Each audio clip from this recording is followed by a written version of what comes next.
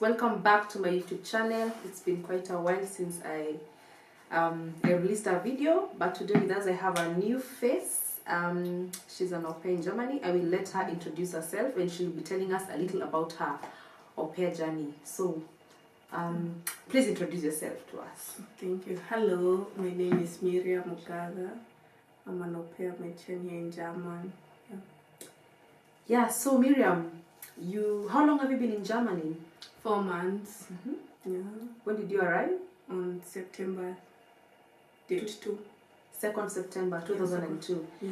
And what are you doing in Germany, or what brought you to Germany? Au pair. I came as an au pair matron. Yeah. And where did you meet your host family? I met my host family in Aupair World. The website? Yeah, Aupair World website. Aupairworld.com, that is. Yeah, nice.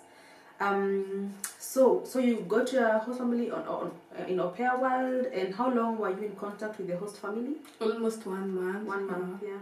And you were only talking on Aupair World or also privately on the phone? After some few days of communicating, we exchanged numbers. Okay.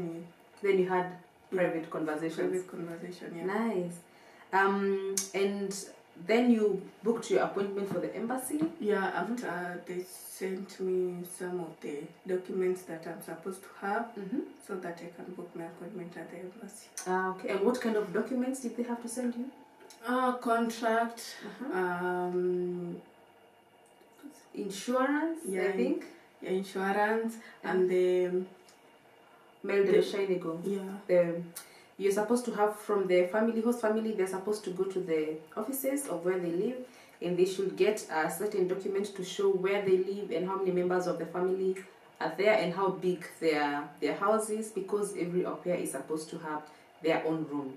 So you are supposed to be able to prove this, and this document is also required at the embassy.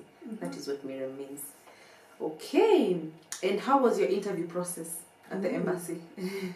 It was tensing, I was nervous. Just the atmosphere wasn't feeling. Yeah. Because you are nervous. Yeah, it's the first time. Yeah. You're going to talk in German at some point, and I thought my German wasn't. Yeah, but you made it. I made it. Yeah. That's nice. And did they ask you the questions in English, or were there questions in German? The introduction part was German, and then they switched to English. Okay. Yeah. So it's doable. Yeah. Not so many questions. And what kind of questions did they ask you in German, for example? They told me to introduce myself in German, where I come from, my hobbies, how old I am, and how I got to the embassy, that means of transport, that is, and how many children am I going to take care of, and most especially what has motivated me to become an au pair in German. Yeah. Okay. So you had to answer these questions in German? Yeah, in German. And anything else was in English? Yeah, anything else was in English. Okay. And I get this question a lot. How much did the visa process cost you? 9,000 shillings, but at some point you need to carry extra because you need to pay for the G4S fees. Okay. The G4S, they're the people then who will bring you the visa or your passport in case you get denied. So a long time ago, when I applied for the au pair, we used to have to pick the visa ourselves. But these days we have this courier service where you get the visa delivered at your doorstep. But you have to pay extra for the same, right? Yeah. Okay, nice. And how long did you have to wait for your visa? Exactly 3 weeks. 3 weeks. Yeah. 3 weeks. So that was a long 3 weeks, the longest 3 weeks of your life. Nice. And how does a typical au pair day look like for you?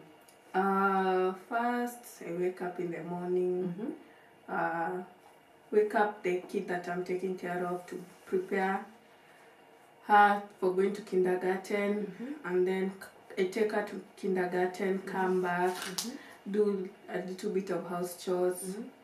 They allow me to cook. There's some families that don't allow. You don't have to cook in all families. Yeah. I also didn't have to cook in my host family. Yeah. So they allow me to cook maybe lunch, supper. Then when I go for them, I go and pick the kid from kindergarten, Yeah. then come back, maybe play with her a little bit for the day. And then in the evening, I prepare her for bed, and that's it. And how would you describe the au pair housework? Is it difficult in comparison to, let's say, at home they're not called au pairs, they're called housemaids? How would you compare? What's the comparison? Is it difficult? Is it manageable? Do you prefer being an au pair here or doing housework at home? What's the comparison? I would prefer doing an au pair here in Germany because it's so easy and manageable, because you don't have a lot of work to do. Main purpose as an au pair is just take care of the kids, and most of the house chores you are going to use machines. Yeah. Cleaning clothes is by machine, dishes, machines, you have all that, so yeah, it's not that difficult. Yeah. Okay. And what would you like to tell to the people who are applying for au pair or who are looking forward to coming to Germany as au pairs? What's your little advice to them? Just focus on learning German.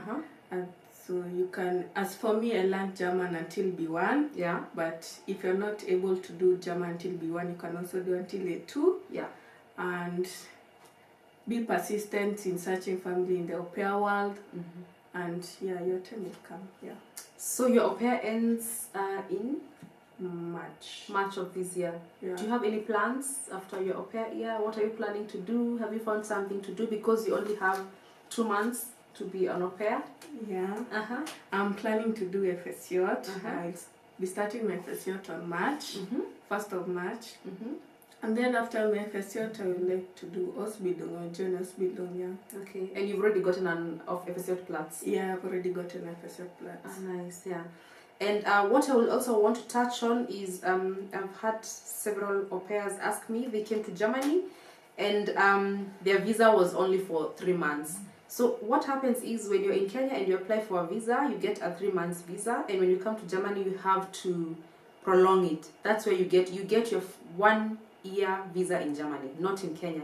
So the Kenyan embassy will give you a 3 months visa, and when you come here, you're supposed to call the Ausländerschaft together with your host family, and then book an appointment, and you get an appointment for exactly for applying for your 1 year visa. And what else did I want to talk about? When you get your visa, after that, if you're starting for an FSJ, you're supposed to apply for your FSJ visa as soon as you sign the contract and get your contract back. Because it's taking a little longer since Corona started, everything is taking a little longer, so you have to be prepared for the same. You have to apply for your visa. I would advise you like 3 months prior, so you don't wait until the last minute to apply for your FSJ. You do it on time. You apply for your FSJ maybe when the year is already halfway, so that you have enough time to sign contracts, send the contracts back, get the contracts from the FSJ hospital or Altenheim, and then you start applying for your visa like, let's say 3 months or 2 months before your FSJs begin. And for the people who are aspiring to become au pairs in Germany, if you need help with your motivational letter, I am open to write a personal motivation letter for you, of course at a little fee, because it costs a lot of time to personalize an au pair, a motivational letter for different people.